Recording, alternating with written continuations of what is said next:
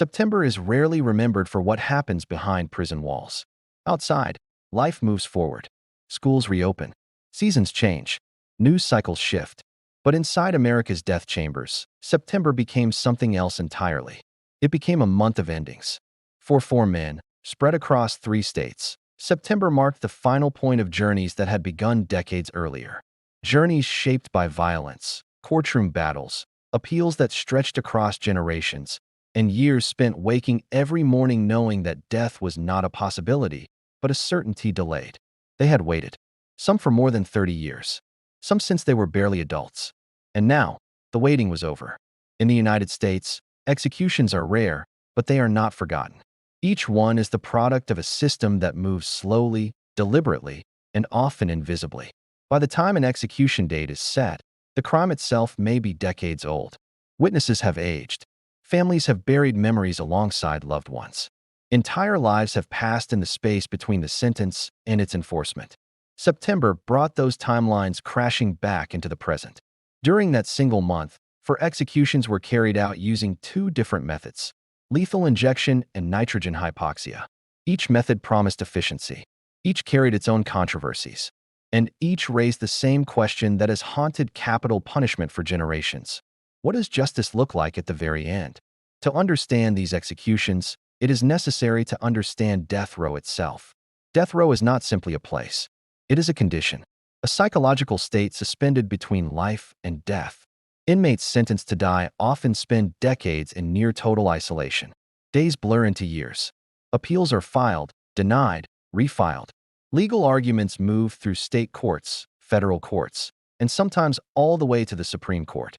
Hope flickers, dims, and in many cases disappears entirely. Some inmates maintain their innocence until the very last moment.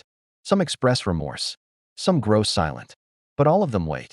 By the time September arrived, each of the 4 men featured in this documentary had exhausted nearly every legal avenue available to them. Their convictions had survived scrutiny. Their death sentences had been upheld again and again. Governors had declined clemency.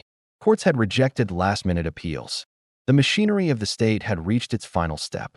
Florida, Texas, and Alabama would each play a role in this month of executions. These states represent some of the most active death penalty jurisdictions in the country, each with its own procedures, protocols, and political realities. Florida carried out 2 executions in September using lethal injection. Texas carried out 1, also by lethal injection. Alabama carried out 1, using nitrogen hypoxia, a method that remains deeply controversial and is banned by most of the world. Supporters of capital punishment argue that these executions represent accountability, that after years of due process, the state is simply enforcing the law. They point to victims, to families who have waited decades for closure, and to crimes so severe that no other punishment feels sufficient. Opponents argue something very different. They point to irreversible errors, to intellectual disability, to childhood abuse, to racial and economic disparities, and to execution methods that, despite official assurances, may involve suffering behind closed doors. September placed all of these arguments side by side. Each execution followed a familiar rhythm. In the final days, attorneys filed emergency motions. Courts responded, often within hours. Families of victims gathered. Families of the condemned gathered as well, separated by walls, glass, and uniformed officers. Final meals were requested, sometimes elaborate, sometimes modest. Spiritual advisors were offered. Witnesses were seated. And then, at a precise moment, the process began. Official statements often describe executions in clinical language. Pronounced dead at 6:12 p.m. No complications. Procedure carried out according to protocol. But those words rarely capture what witnesses report seeing. In recent years, executions, particularly those involving new or untested methods, have drawn increased scrutiny.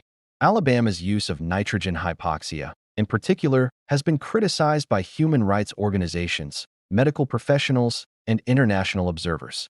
Witnesses have described visible distress, prolonged physical reactions, and moments that challenge the claim of a quick and painless death. Lethal injection, once considered a more humane alternative, has also come under fire. Drug shortages, experimental combinations, and inconsistent outcomes have raised questions about whether the method functions as intended. September did not resolve these debates. It intensified them. But beyond the politics, beyond the legal arguments, and beyond the methods used, there are the stories themselves. Each execution represents a chain of events that began with a crime. A moment where someone made a choice that altered multiple lives forever. Victims lost futures. Families lost loved ones. And the perpetrators entered a system designed not to forget what they had done. This documentary does not seek to glorify violence. It does not seek to excuse it. Instead, it examines the final chapter of cases that have already been judged by courts in history. It looks at who these men were, what they did, how the justice system responded, and how their lives ended. In the chapters that follow, we will examine 4 cases. A triple murder in Florida that ended in fire and denial. A crime against a child in Texas that shocked even veteran investigators.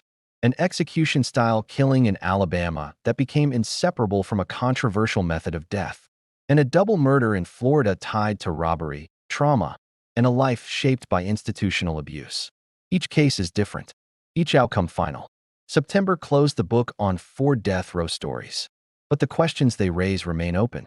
Because when the state takes a life, even in the name of justice, the impact does not end at the execution chamber door. It lingers. And now, the countdown begins. 35 years. That's how long David Joseph Pittman sat on death row before his execution. 3.5 decades, a lifetime for some, all stemming from a single, horrific night. But to truly understand the events of May 15, 1990, we have to rewind the clock even further, to a marriage that was already coming apart at the seams. Pittman was married to Marie Knowles Pittman, the daughter of Clarence and Barbara Knowles. From the outside, it might have looked like a normal relationship, but court records paint a much darker picture. Over time, their marriage became a battlefield of arguments and escalating hostility. The breaking point came in October of 1989. Marie, having had enough, filed for divorce. For Pittman, this wasn't just a legal separation. Prosecutors would later argue he saw it as the ultimate betrayal. His reaction was swift and furious. Multiple witnesses came forward to testify about his anger. He wasn't just upset. He was making threats, directed not only at Marie, but at her entire family. These statements, filled with rage and resentment, became a crucial part of the prosecution's case, laying the groundwork for what they would argue was a premeditated act of violence. The situation was a powder keg, and another spark was about to ignite it. Pittman discovered that Marie's sister, Bonnie Knowles, had once tried to press criminal charges against him for an alleged incident a few years earlier. Although nothing came of it at the time, this old accusation resurfaced, pouring gasoline on the fire of his animosity toward the Knowles family. This wasn't just about the divorce anymore. It was personal, a deep-seated grudge that was festering. Compounding all this was Pittman's own troubled history. He had just been released from prison on an unrelated charge.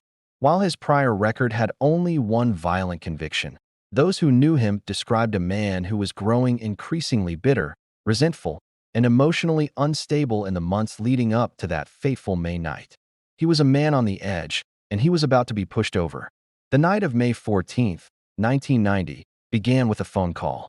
According to trial testimony, Pittman contacted the Knowles residence late in the evening. A few hours later, in the dead of night, he arrived at their home. What exactly unfolded inside that house would later be painstakingly pieced together by investigators using forensic evidence and the few pieces of testimony they could gather. By the time the sun rose on May 15th, the scene was one of unimaginable horror. Clarence Knowles, his wife Barbara, and their daughter Bonnie were all dead. Investigators quickly determined their deaths were homicides. And to cover the tracks of this brutal act, a fire had been deliberately set, an attempt to erase the evidence and the lives that had been taken. The investigation didn't take long to zero in on David Pittman. The history of threats, the bitter divorce, the animosity, it all pointed in one direction. Witnesses placed him near the scene of the crime around the time the murders and arson took place.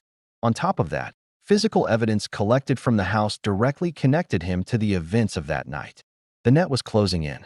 It was his own mother who urged him to turn himself in. Pittman surrendered to the authorities, but from the moment he was in custody, he denied everything. He claimed he was innocent, a claim he would cling to for the rest of his life, through decades of imprisonment and appeals. His trial began in 1991. The prosecution laid out a compelling case. They presented the jury with the evidence of his prior threats against the family. They brought forward witnesses who testified to his escalating anger and erratic behavior. They even introduced statements that Pittman had allegedly made while in custody, further implicating him in the crimes. The defense, in response, tried to paint a different picture of David Pittman. They argued that he had significant intellectual limitations, suggesting he didn't possess the mental capacity to have planned such a complex and horrific crime. They also brought up his history of childhood abuse, hoping to offer some context for his actions and evoke sympathy from the jury. They portrayed him not as a cold-blooded killer, but as a damaged individual. After hearing all the evidence and arguments from both sides, the jury went into deliberation. Their decision was unanimous. They found David Joseph Pittman guilty on 3 counts of first-degree murder, 1 for each member of the Knowles family he had killed. He was also found guilty of arson and other related charges. The verdict was in, but the sentence was yet to be decided. Given the brutal nature of the crimes, the jury recommended the harshest penalty available. The judge agreed. David Joseph Pittman was sentenced to death. This, however, was far from the end of the story. It was the beginning of a 3-decade-long legal battle. From his cell on death row, Pittman and his legal team launched a barrage of appeals. They challenged every aspect of the case, from the evidence presented at trial to the competency of his original lawyers. They challenged the conviction itself, and they challenged the death sentence. Each appeal wound its way through the complex court system, from state courts all the way up to the federal level. And each time, the result was the same. Every single appeal was denied. The courts consistently upheld the original verdict and sentence. Finally, after 35 years of legal battles, the road ran out. On September 17, 2025, David Joseph Pittman was led into the execution chamber at Florida State Prison. Even in his final moments, with his life about to end, he spoke to the witnesses present and maintained his innocence, just as he had done from the very beginning. Then, the lethal injection was administered, and his long, dark chapter came to a close. His execution was the first to be carried out in Florida that month, but it was also the first in a series of executions scheduled in quick succession, a development that would soon capture the attention of the entire nation, reigniting debates about capital punishment and the justice system itself. The case of David Pittman is a chilling reminder of how domestic turmoil can explode into unimaginable violence. It's a story of grudges, betrayal, and a night of terror that destroyed a family and set a man on a 35-year path to his own state-sanctioned death. Thank you for watching. If you found this case as compelling as I did, please consider liking this video and subscribing to the channel for more deep dives into complex cases. Stay safe out there. In December 2008, a 911 call from a quiet corner of rural East Texas would unravel a story so horrifying it would shake even the most seasoned investigators. The case that followed became one of the most disturbing capital murder trials in the state's history, not for its complexity, but for the sheer brutality inflicted upon its tiny victim. This is the story of Amora Bain Carson, a 13-month-old child whose life was cut short in the most unimaginable way. Our story begins on December 2, 2008. An 18-year-old named Blaine Keith Millam frantically called emergency services. He reported that his girlfriend's daughter, little Amora, was unresponsive. When paramedics arrived at the home he shared with the child's mother, Jessica Carson, they found a scene that defied all explanation. Amora was not just unresponsive, she was gone. From the very first moments of the investigation, the stories told by Millam and Jessica Carson didn't add up. They offered a series of conflicting accounts about what had happened to the baby. One moment, they'd suggest she fell off the bed. The next, they'd offer another equally implausible explanation. But none of their stories could account for the devastating injuries the first responders witnessed. It was immediately clear to law enforcement that Amora's death was no accident. The couple was taken in for questioning, and the house became a crime scene. The truth, when it was finally revealed by the medical examiner, was a catalog of horrors. The autopsy report was extensive, detailing injuries so numerous and severe that it was impossible to pinpoint a single fatal blow. The child had suffered blunt force trauma across her entire body.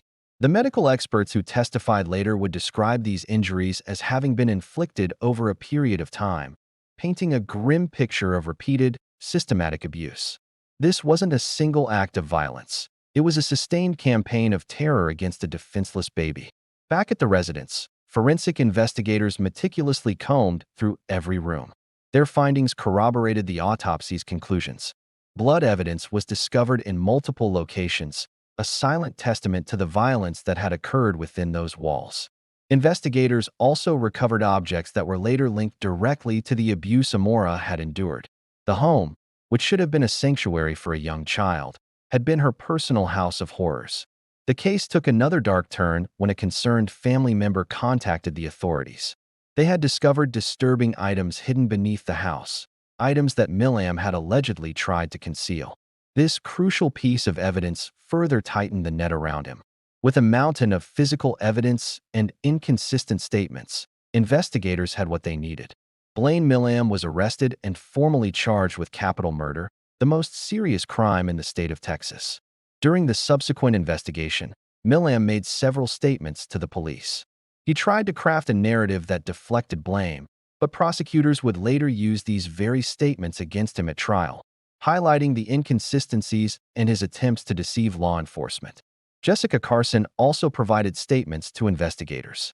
Her accounts suggested that Millam exerted a significant amount of control over her, influencing her actions and her silence.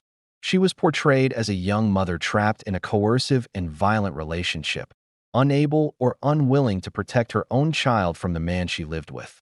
The case generated intense media attention and public outrage across East Texas. The details were so shocking and the victims so young that finding an impartial jury in the local area was deemed impossible. As a result, the trial was moved to another county to ensure fairness. In 2010, the trial of Blaine Keith Millam began. The prosecution laid out its case, presenting the overwhelming forensic evidence, the testimony of medical experts, and Millam's own incriminating statements. The defense, facing a tidal wave of evidence, struggled to mount a credible counterargument. The jury listened, horrified, as the story of Amora's final days was recounted in painstaking detail. After deliberating, the jury returned with a verdict, guilty of capital murder. At just 20 years old, Blaine Keith Millam was sentenced to death. In a separate trial, Jessica Carson was also held accountable for her role in her daughter's death. She was convicted of murder and sentenced to life in prison without the possibility of parole. While she didn't inflict the fatal injuries, the court found her complicit in the abuse and her failure to protect her child unforgivable. But Millam's journey through the justice system was far from over. Following his conviction, his legal team began a lengthy appeals process that would span more than a decade. Their primary argument centered on a crucial constitutional question. Was Blaine Millam intellectually disabled? According to South Supreme Court precedent, executing an individual with an intellectual disability is considered cruel and unusual punishment and is therefore unconstitutional. His lawyers argued that Millam, who was just 18 at the time of the crime, lacked the cognitive capacity to be held to the highest standard of culpability. This claim led to years of legal battles, psychiatric evaluations, and court hearings. Experts for both the defense and the state presented their findings. Was his behavior a result of a developmental disability, or was it a calculated effort to manipulate the system? The courts weighed the evidence, considering his school records, IQ tests, and overall adaptive functioning. Ultimately, after exhausting all avenues of appeal, the courts rejected the claim of intellectual disability. Blaine Keith Millam was declared competent for execution. On September 25, 2025, after 16 years on death row, Blaine Keith Millam was transported to the Huntsville unit, the site of Texas's execution chamber. In his final moments, he made a brief religious statement. Then, the sentence was carried out. He was pronounced dead, bringing a final, grim chapter to a close. The execution of Blaine Millam reignited a fierce public debate. For some, it was simple justice. He had committed an unspeakable act, and he paid the ultimate price. They saw it as the only fitting punishment for a crime that stole the life of an innocent child. For others, the case raised troubling questions. They wondered if executing someone who was so young at the time of their crime truly addressed the deeper societal issues at play. Was this a failure of the system that allowed a child to be placed in such a dangerous environment? Did it solve the root causes of domestic violence and child abuse? These questions linger, with no easy answers. But what remains beyond debate, beyond the legal arguments and the moral complexities, is the tragic loss of a life that had only just begun. Amora Bain Carson lived for just 13 months. She never got to say her first full sentence, take her first unassisted steps, or celebrate her second birthday. Her name is now etched in the history of Texas law, a permanent reminder of the system's struggle to protect its most vulnerable and to deliver justice in the face of unimaginable cruelty. Her story forced a renewed and painful scrutiny of capital punishment, child welfare, and the very nature of justice itself in the United States. Thank you for watching. If you found this story important, please like this video and subscribe to our channel for more in-depth explorations of compelling cases.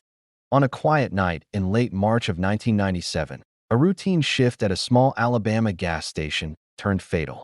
What unfolded inside that convenience store would eventually become one of the most controversial death penalty cases in the state's modern history, not only because of the crime itself, but because of how the sentence was ultimately carried out. This is the story of Jeffrey Todd West. Jeffrey Todd West was 21 years old when he committed the murder. He knew the location well. West had previously worked at the Harold Chevron gas station, a familiarity that would later prove critical. According to court records, he had spoken openly to friends about robbing the store and leaving no witnesses behind. Those statements would take on a chilling significance after the fact. He was a young man, but his words painted a picture of someone capable of cold calculation. On the night of March 27, 1997, stretching into the early hours of March 28th, West drove to the gas station. He wasn't alone. He was accompanied by his 17-year-old girlfriend, Amy Pierce. When they arrived, West entered the store armed with a .45 caliber pistol. Inside, he encountered Margaret Parrish Berry, a 33-year-old mother of two who had only recently begun working at the station. She was just trying to make a living, to provide for her family. When West demanded money, she complied immediately. She handed over approximately $250 that was kept behind the counter. A small sum, but one that would cost her everything. Moments later, West ordered her to lie face down on the floor. Without hesitation, he shot her in the back of the head. The wound caused near-instant death. The crime was swift, deliberate, and execution-style, a factor that would later weigh heavily during the sentencing phase of his trial. He had taken a life for less than $300. The investigation moved quickly. This wasn't a crime that was going to go unsolved for long. Witnesses placed West at the gas station in the days leading up to the robbery, confirming he had been casing the location. Surveillance footage also confirmed his presence, creating a clear timeline. But the most damaging testimony, the evidence that would seal his fate, came from his girlfriend, Amy Pierce. Initially arrested as an accomplice, Pierce was facing a long prison sentence herself. She agreed to cooperate with prosecutors in exchange for a reduced sentence of 35 years. In her testimony, she described the planning, the robbery, and the shooting in excruciating detail. She laid out how West had talked about the crime beforehand and how he carried it out. Letters that West had sent her from jail were later recovered and analyzed. In them, he discussed the crime, and parts of the letters had sections that Pierce had attempted to erase, seemingly to protect him. But forensics brought the words back. West's trial began in June of 1999 in Etowah County. From the very outset, it was marked by controversy. The court ordered West to wear an electric stun belt throughout the proceedings. This is a device capable of delivering a high-voltage shock if a defendant becomes disruptive. The belt was tested in his presence before the trial even started, a move that his defense attorneys argued was inherently coercive. They said it created an atmosphere of fear and intimidation, and that it prejudiced the jury against him, making him look like a dangerous animal who needed to be restrained. No shock was ever administered during the trial, but the visual presence of the device, strapped to his body, remained a point of criticism and a basis for later appeals. Despite the defense raising these concerns about the trial atmosphere, the prosecution's case was incredibly strong. The jury heard the witness testimony, saw the surveillance footage, and listened to the chilling account from Amy Pierce. They found Jeffrey Todd West guilty of capital murder during a robbery. The verdict was not a surprise to anyone in the courtroom. During the penalty phase, the part of the trial where the jury decides between life in prison or the death penalty, West's attorneys presented very little mitigating evidence. They didn't offer much in the way of a troubled childhood, mental health issues, or anything else that might have swayed the jury toward mercy.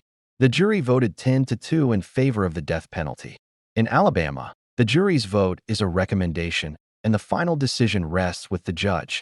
The judge accepted the jury's recommendation and formally sentenced Jeffrey Todd West to death in July of 1999. West would spend more than 26 years on Alabama's death row.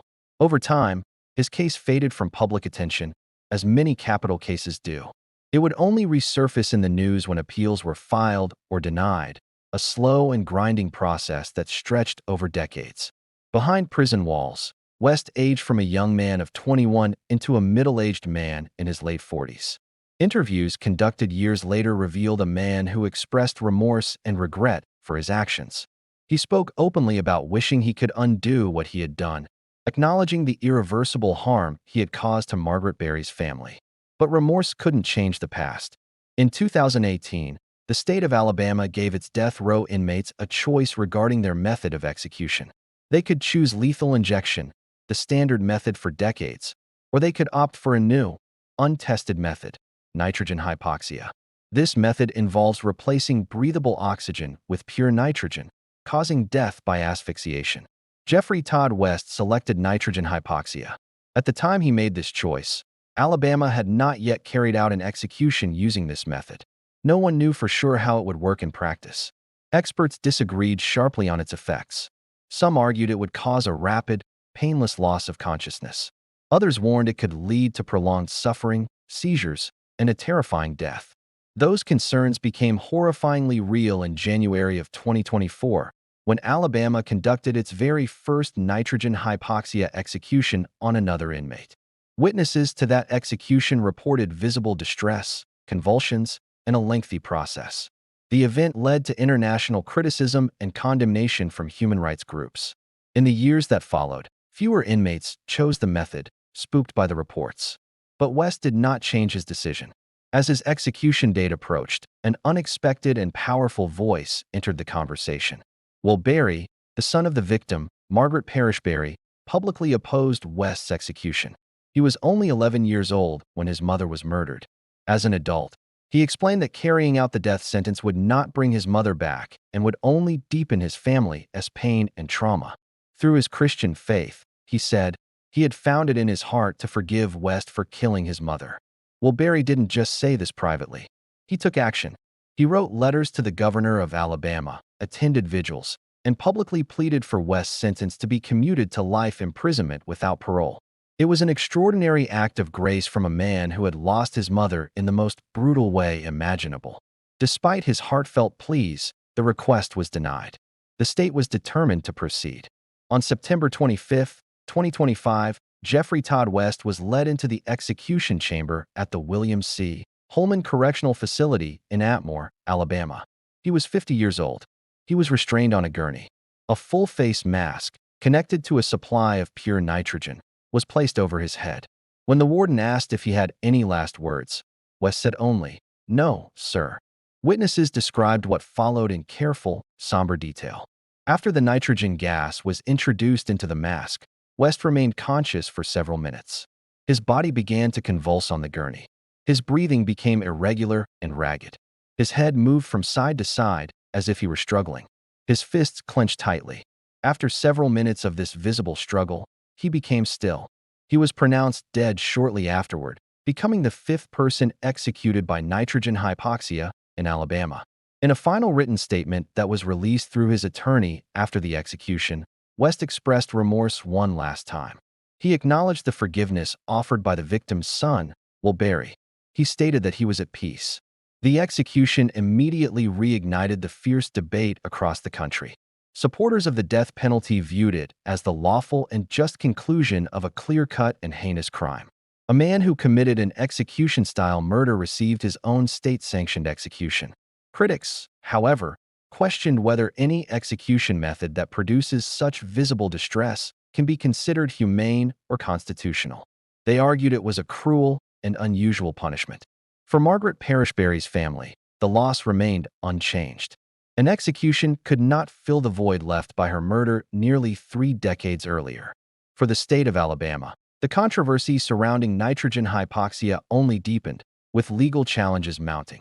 And as September of that year moved toward its final days, one more execution remained on the calendar, closing the month with another story, one shaped by trauma, abuse, and a life spent waiting for an end that would take more than 30 years to finally arrive.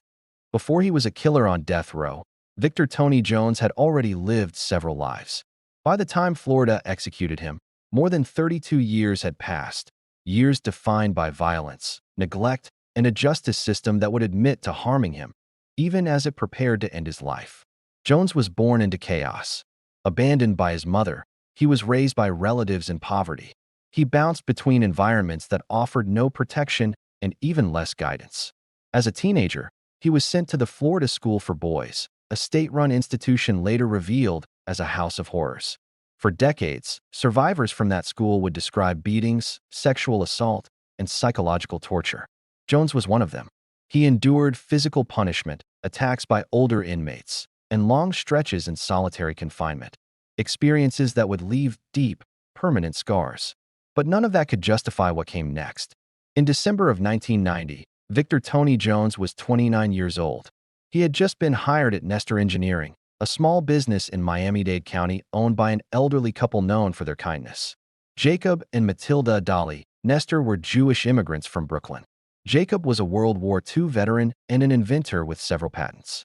Together, they were known for giving work to people in need, often paying daily wages without asking too many questions. Jones had worked for them for just one day. On the night of December 19th, he returned to their business, but his motives had nothing to do with gratitude. As Dolly Nestor walked toward the back of the building, Jones attacked her from behind, stabbing her at the base of her neck. The wound severed a major artery, causing massive bleeding. Hearing the struggle, Jacob rushed to defend his wife. Jones stabbed him in the chest, piercing his heart. But Jacob, the old soldier, did not die immediately. According to later testimony, the wounded veteran fought for his life for more than 20 minutes. He managed to get to his office, retrieve a small-caliber handgun, and fire multiple shots at Jones. One bullet struck Jones directly in the forehead, a wound that should have been fatal, but miraculously was not. When police arrived, they found both Jacob and Dolly dead. Jones was discovered slumped on a couch, conscious but badly injured. He was in possession of cash, keys, credit cards, and other personal items belonging to the Nestors. The motive was clear: robbery. At the hospital, he made incriminating statements, including a baseless claim that the couple owed him money, a lie that completely contradicted the Nestors' well-known history of generosity. The case was essentially solved from the moment it began. Jones was arrested and charged with 2 counts of first-degree murder and armed robbery. His trial began in February of 1993. Prosecutors presented a mountain of evidence, including physical proof, witness accounts, and Jones's own words. The jury found him guilty on all counts. During the sentencing phase, Jones's lawyers brought up his traumatic childhood and the abuse he suffered at the Florida School for Boys. But back in the early 1990s, this kind of institutional abuse wasn't widely acknowledged by the state.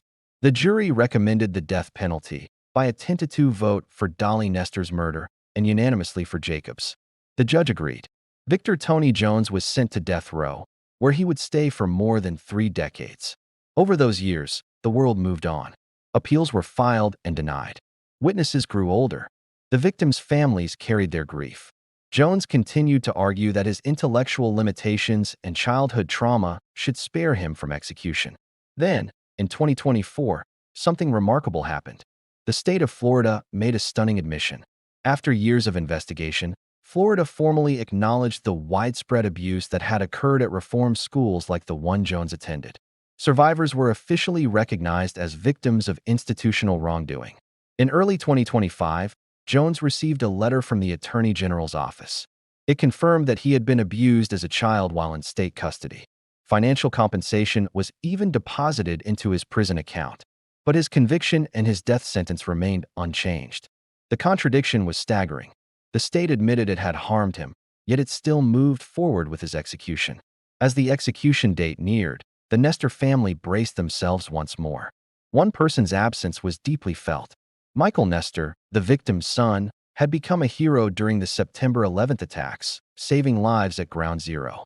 He died years earlier from brain cancer, believed to be linked to the toxic exposure he endured during the rescue efforts.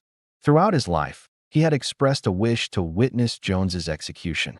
In his place, other family members attended. Among them was Irene Fisher, the victim's daughter, now in her 70s. Decades after the murders, she publicly stated that she forgave Jones, not to excuse what he did, but to free herself from the burden of hatred. On September 30th, 2025, Victor Tony Jones was led into the execution chamber at Florida State Prison. He had spent 32 years on death row. He declined to see any visitors besides a spiritual advisor. His final meal was fried chicken, collard greens, and sweet tea. When asked if he had any last words, Jones replied simply, "No, sir."